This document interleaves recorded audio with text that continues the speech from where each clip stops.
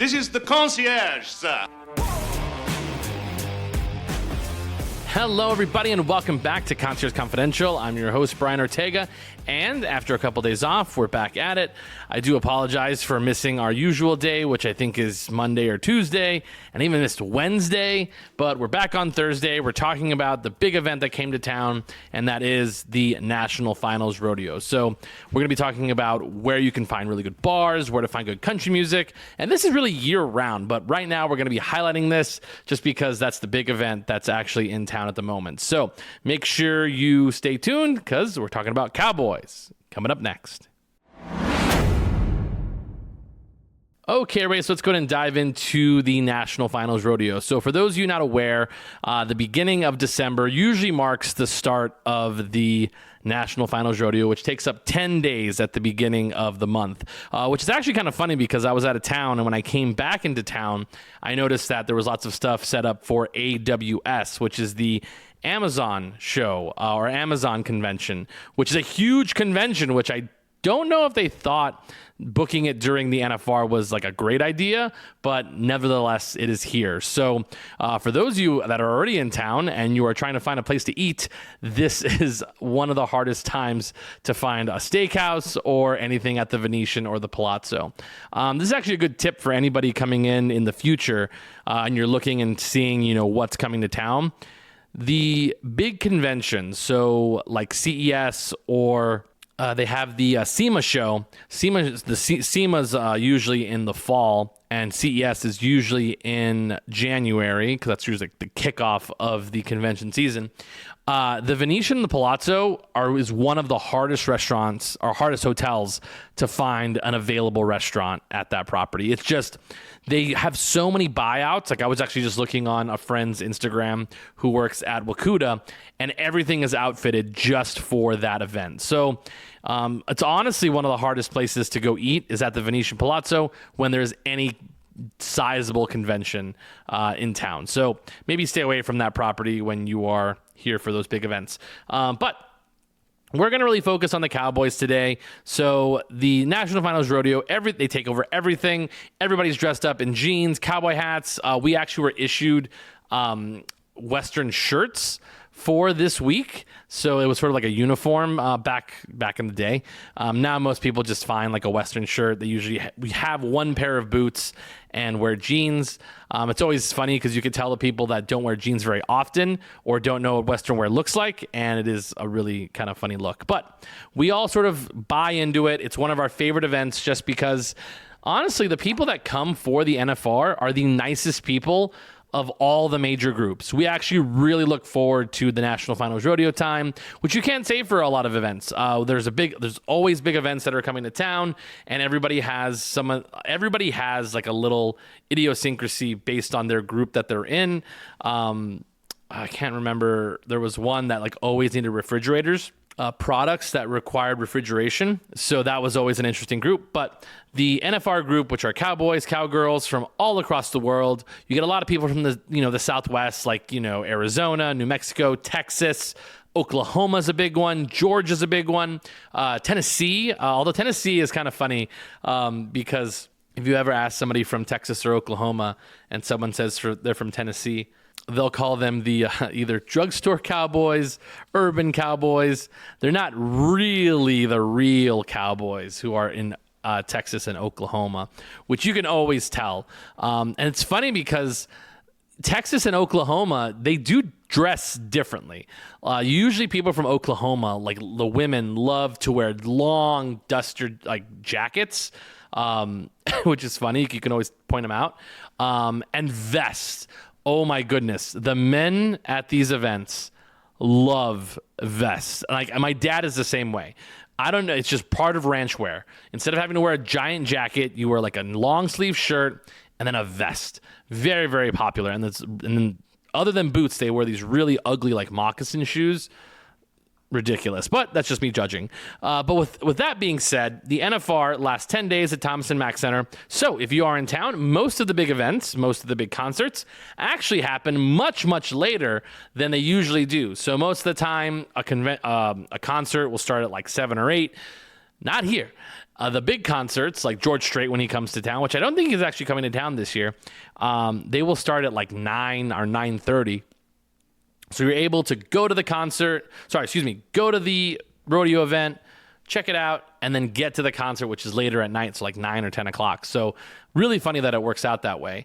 Lots of different concerts in town. I know Tracy Lawrence and Easton Corbin are going to be at the Resorts World on the first Saturday of the NFR. So that would be the 4th, 5th. That would be the 5th or the 6th. I'd have to double check actually if it's a Friday or Saturday, because it popped up and I wanted to make sure I got it right. But that's the Resorts World, which Resorts World has a really good setup for stuff if you're going to be here for the rodeo. They have lots of shops there. A lot of like the official places that have NFR gear are going to have really good stuff on like NFR branded t-shirts, jackets, all that kind of stuff. And then if you go to places like South Point, or I believe Rio has it as well, and of course the convention center, they'll have a lot of Western wear, so hats, boots, jewelry, bags, the whole 9 yards if you're going to be coming in and wanting to buy stuff. I'm also Googling Tracy Lawrence right now. So he will actually be on Friday. I'm so glad I checked. So Tracy Lawrence, old school singer with Easton Corbin, will be at Resorts World on Friday, December 5th. So I'm really glad that I checked it out. I think the tickets were about $100 a person. So if you are in town, it's not bad. I actually saw Hans Zimmer in that theater, which was an awesome concert. I loved Hans Zimmer. I was in there for like 3 hours and my mom had to play slots because the tickets were very expensive, to be honest. And I'm really glad. He actually came to Vegas twice. He came to Vegas in Resorts World, and then he also played at the T-Mobile Arena. And I am so happy that I saw him at Resorts World because I think seeing him at T-Mobile would have sucked. It was a much better show, I think, at Resorts World, so that was sick. Anyways, so it's inside of the Resorts World Theater, which is very, very good, but it's really cool. I really enjoy it because I love country bars. I think country bars in town are actually super, super fun, and I actually listed a bunch of them on my recent newsletter, which I'll actually put a link to that on this podcast episode. Just check it out in the description. But it is the top country bars to go to during NFR and really any other time during the year. So one of my top choices, which if you guys have been listening to me long enough, you guys know what it is, and that is Jason Aldean's Kitchen and Bar, which is funny that they put kitchen in it because their food is like very meh, but the bar itself is just out of this world. I really enjoy how it's multiple floors. So it's 2 floors. The restaurant's on the bottom floor. The nightclub / live music venue is on the second floor, which that's what I usually recommend go check out is the top floor. That's where they have a live band on the bottom as well. But the bottom level, they're only allowed to do like acoustic music. When you get up to the top floor, that's when the nightclub really gets going. They have a full band, full giant stage, great place for dancing. You can walk right in. There's no cover charge, which I think is fantastic. Giant bars, really big country style bars inside of Jason Aldean's. They also have 4 of them. They have one on the very far end next to the restrooms, which is the one that I recommend go to if it gets really busy. Then you also have the big circle bar. It's sort of center stage, if you will. And then it has a bar right when you walk in.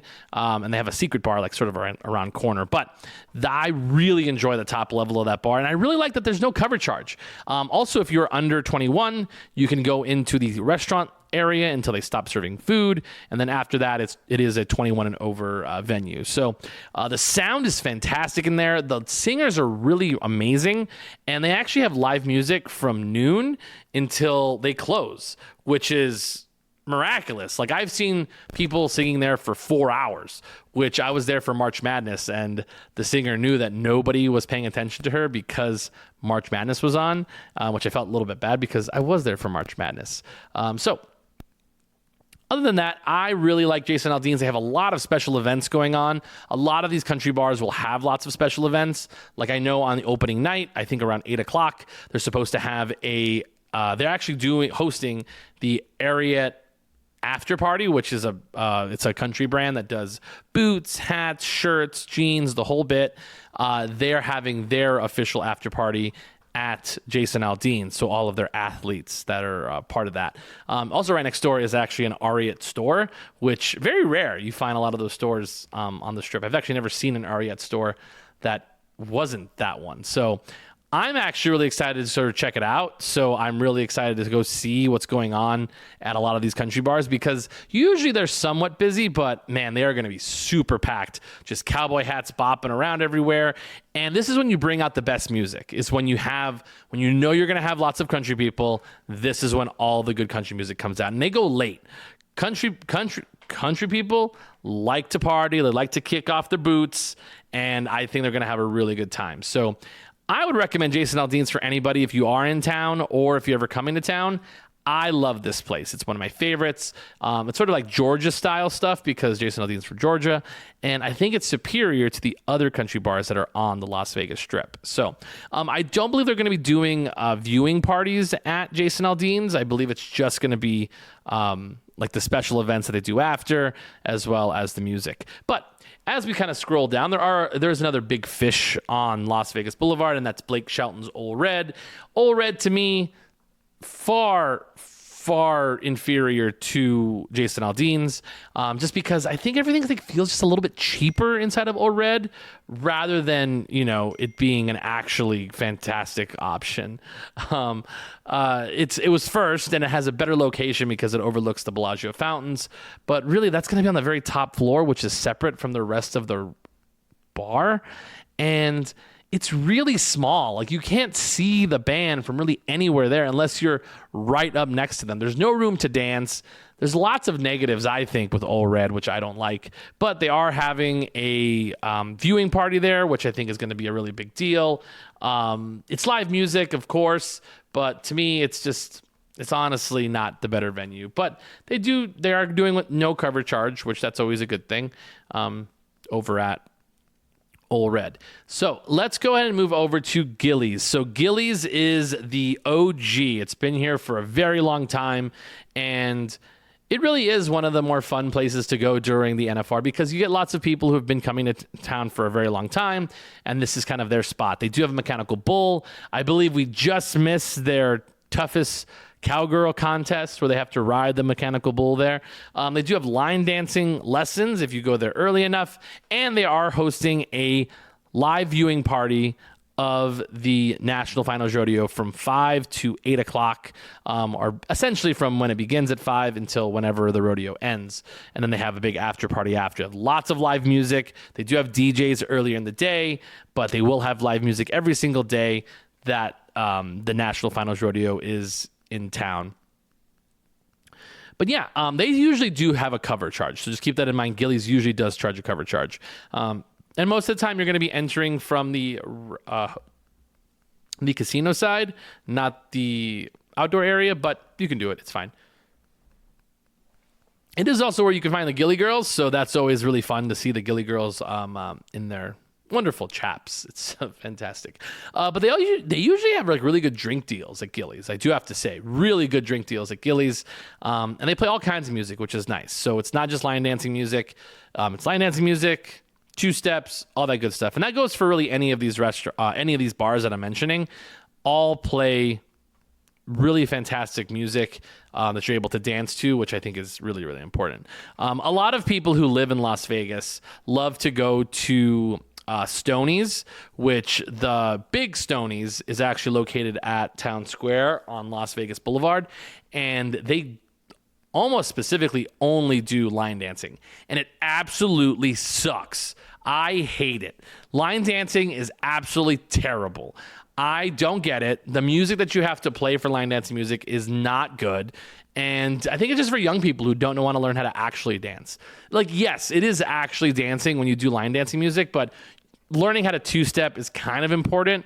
And I think that's just me. I'm old, but that's all I got to say. I actually took some people who really wanted to go to a country bar, and it was either go to Gilley's or go to Stoney's, and we were closer to Stoney's.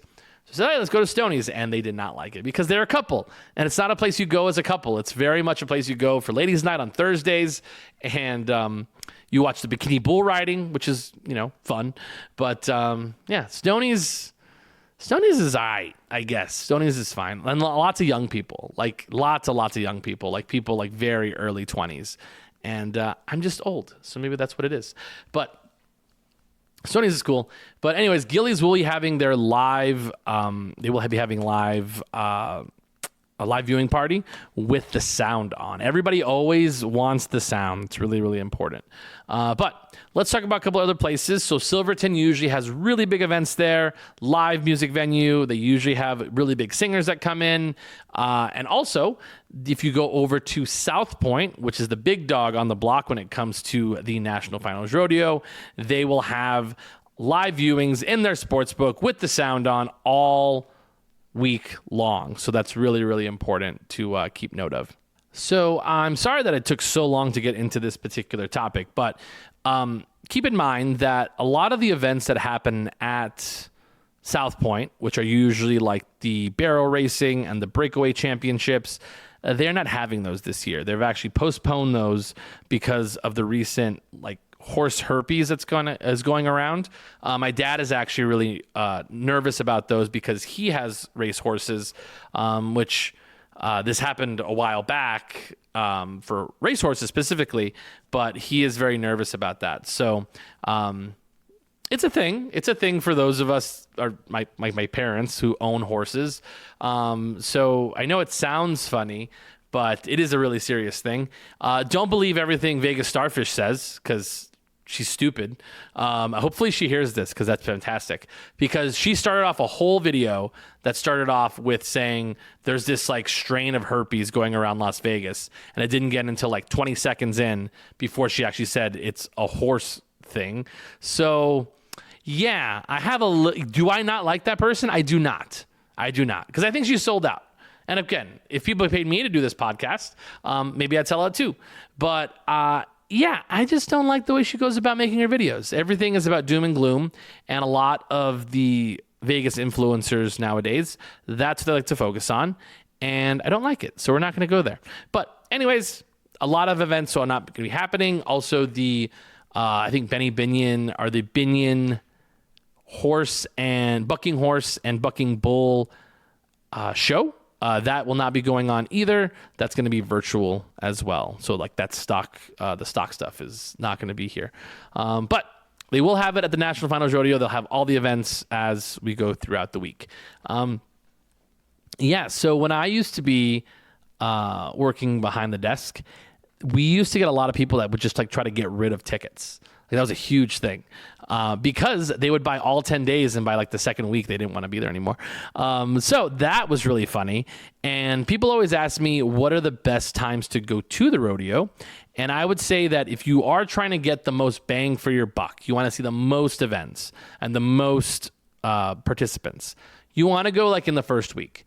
You want to go like the first couple of days, because that's when you have the maximum number of people that are there. The second week is usually when people are sort of getting tired and they're ready to go home, or people are getting eliminated, so they want to go home as well. So that's usually when you get what we call the short go-arounds for a lot of those events. But yeah, just look around town. They have lots of different events going on at a lot of different venues. I know that over at Fontainebleau, they're actually having a barbecue pop-up inside of the sportsbook, which is from a Michelin star barbecue restaurant, which whatever that means, that's cool. And speaking of Michelin star, I am going to be doing an episode soon about the Michelin star system and is it important for Las Vegas? Because we actually have not had a new Michelin star restaurant since 2010 or 11 because we don't pay for a Michelin guidebook. The Michelin guidebook, for those of you unfamiliar, which is kind of funny, this is on a rodeo podcast, is actually a way of ranking restaurants, based on, whether they're worthy to travel to, whether they're worthy of going just for the restaurant, if they're whether going out of your way or just going to a country to visit this restaurant. It has all those, wonderful tiers. So we don't have any Michelin restaurants, or we do, and then they, kept their stars because we don't have them anymore. But like Joe Robuchon, for example, over at MGM Grand is one of the only 3 Michelin star restaurants. So I don't want to get into it now because I'm giving away a whole episode that I could be doing, later. But is it important for Las Vegas to have a Michelin star system? We'll get into that on the next episode, which I think is a very interesting question, because what signifies a Michelin star restaurant? Who knows? But getting back to this, just know that steakhouses and big parties are going to be really hard to book, or especially around this time of the year. So just make sure you are planning ahead of time. And yeah, that's the NFR episode. The only thing, again, if you are coming for the National Finals Rodeo, is just be cool. Don't get, angry that somebody's wearing a cowboy hat or cowboy boots. Don't get in fights with people. They're just like us. They're just like us. But this is actually a really good time to come as well if you're trying to go to certain restaurants that usually wouldn't have the clientele coming in at that time of the year. But AWS kind of throws that off because they're the ones that would go to it now. So quite interesting. Also, the Indian restaurant at the Aria is opening up, so that'll be something interesting to track. It's said to be one of the hardest reservations to make. Speaking of hard reservations, I'll probably walk by it at some point. I am not a fan of Indian cuisine, so it's not like a huge bugaboo for me, which is funny. More funny stuff. So I was with my family who were in Tucson, and they asked me, what is a thing that would stump you? And I don't mask this, that people ask me, what is the best sushi restaurant or what is the best brunch spot? Those are my weak spots. So those are honestly the 2 weakest things in my arsenal of things in Vegas or around Vegas that I have really a hard time giving recommendations for. Just because I don't like sushi. And I also don't do brunch. So when you don't do something, it's really hard for you to comment on whether it's good or not. I can usually give broad strokes and, very basic recommendations, but it's one of those areas that I'm not really good at. Moving forward, I actually did have somebody ask me where there's a good place to get a hot shave, which I believe Barbershop is one place that they've been recommended to. And we no longer have a place that used to do hot shaves, which was at Mandalay Bay, which I've actually gotten a shave there before.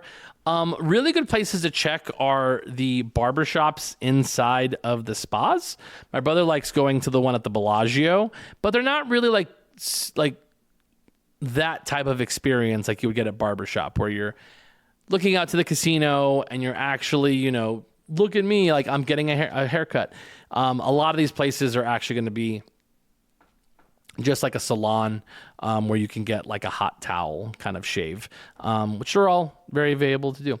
So the one at Bellagio is really good. There's also actually like a secret one that's inside of the El Cortez. So I want to do a little bit more research on that for the person who actually asked me. But they do have sort of this secret barbershop at the El Cortez where you have to go through like an old school hallway from the El Cortez, which has been here since like the mid 40s. I want to say 1941, maybe 42. And you go to the back, and then it's this really cool little barbershop where they can do haircuts. They obviously do shaves, really old timey, kind of like a man cave back there. So I know a guy who's got his haircut there all the time, and he really enjoys it. There's also like a really popular barber that my dad got his haircut at South Point as well.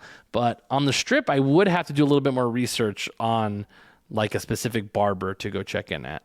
I mean, my barber can do your haircut if you'd like.